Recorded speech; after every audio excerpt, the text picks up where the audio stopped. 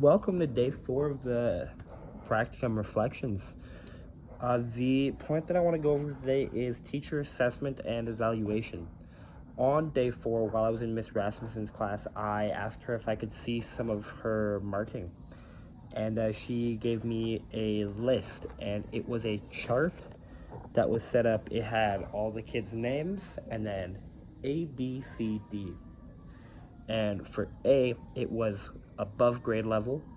For B, it was at grade level. For C, it was a little bit below. And for D, it just said needs extra practice, ... I did a little dramatic flair in there with the, ... Miss Rasmussen might know how to scare some parents. But the way it would go, so for each grade, and they were color coordinated too, so each kid would be highlighted in the color matching their letter. So it'd be like, if they were really good, it would be green. If they were at grade level, it was yellow. If they were a little bit below but still doing okay, it would be blue. And if they were too low, it would be red. And those wouldn't be given back to the kids.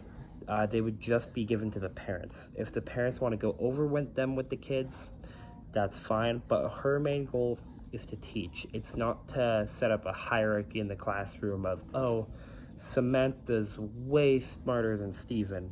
That's not what she was trying to do, the way that she explained it to me. She just wants to evaluate them to the parents and use it as material to find out where she can do better, what aspects she can do better. So she would take a look at it and go, oh, like they're all struggling in this. How can I do better in this category? Like ask other teachers, find just other information on it, and just come up with new strategies to teach the kids in skills that she was lacking in. And not really, the kids would obviously know who had a grip for it and who didn't, but she didn't want to solidify that.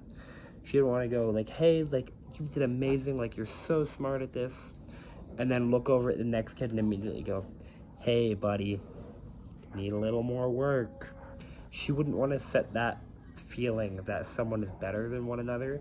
She wanted to keep her classroom very equal while still being able to mark them and give those marks to the parents and reflect on those marks.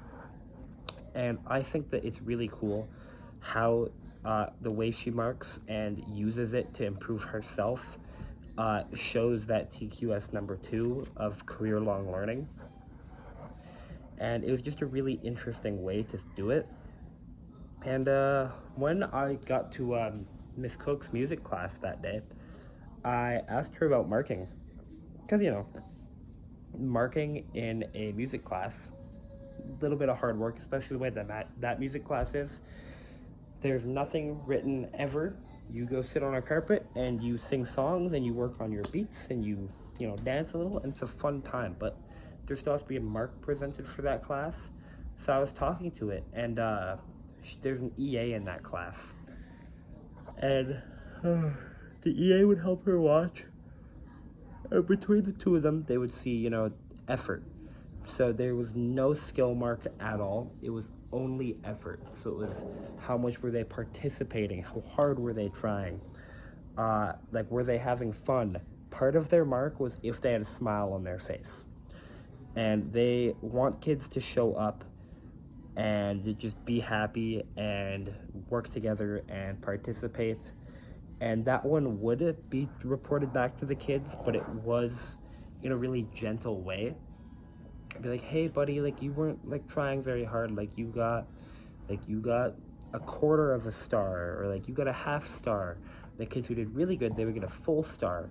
And that's kind of how that they were marked and reported on in the music class, which I thought was really interesting, because that's a class that's kind of really hard to give a grade for, especially at that kind of activity.